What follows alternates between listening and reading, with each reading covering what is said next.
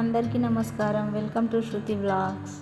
నేను mutton curry ఎలా చేశానో మీతో షేర్ చేసుకుంటాను. ఇలా మటన్ని మ్యారినేట్ చేసి కర్రీ చేసుకుంటే చాలా టేస్టీగా ఉంటుంది. చాలా ఫ్రెష్గా ఉంది కదా మటన్ అయితే 2 సార్లు శుభ్రంగా కడిగాను.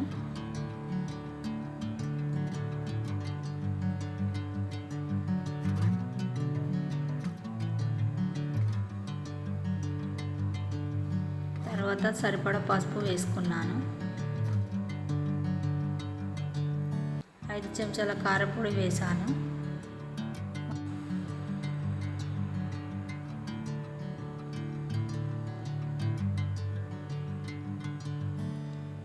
సరిపడా ఉప్పు వేయాలి. పసుపు, కారం, ఉప్పు మటన్కి పట్టేలాగా బాగా కలుపుకోవాలి.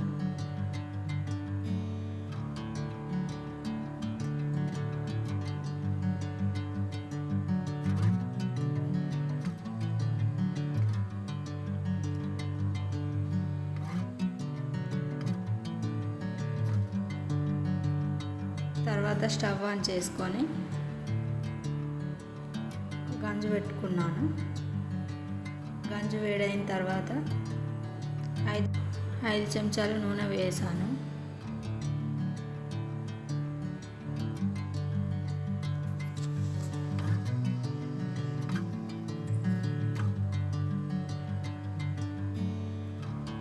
నూనె వేడైన తర్వాత 3 బగారాకులు వేసాను.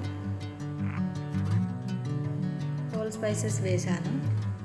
తర్వాత సన్నగా కట్ చేసిన ఉల్లిపాయ వేసాను.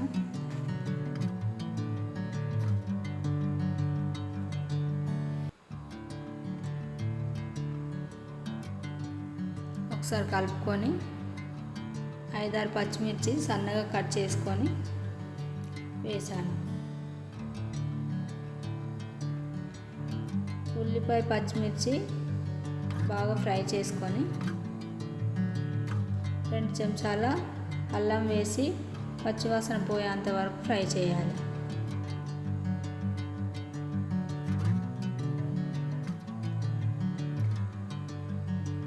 ఫ్రై అయిన తర్వాత కొంచెం కొత్తిమీర వేసుకుంటే మంచి స్మెల్ వస్తుంది కర్రీ.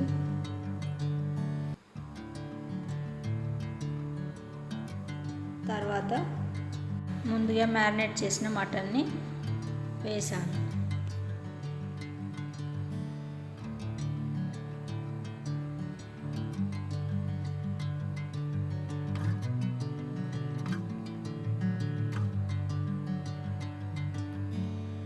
మటన్ ఆయిల్ బాగా కలిసేలా కలుపుకొని మూత పెట్టుకొని ఒక పావుగంట ఉడికించుకోవాలి. పావుగంట తర్వాత మూత తీసి చూస్తే మటన్లో వాటర్ ఊరుతాయి.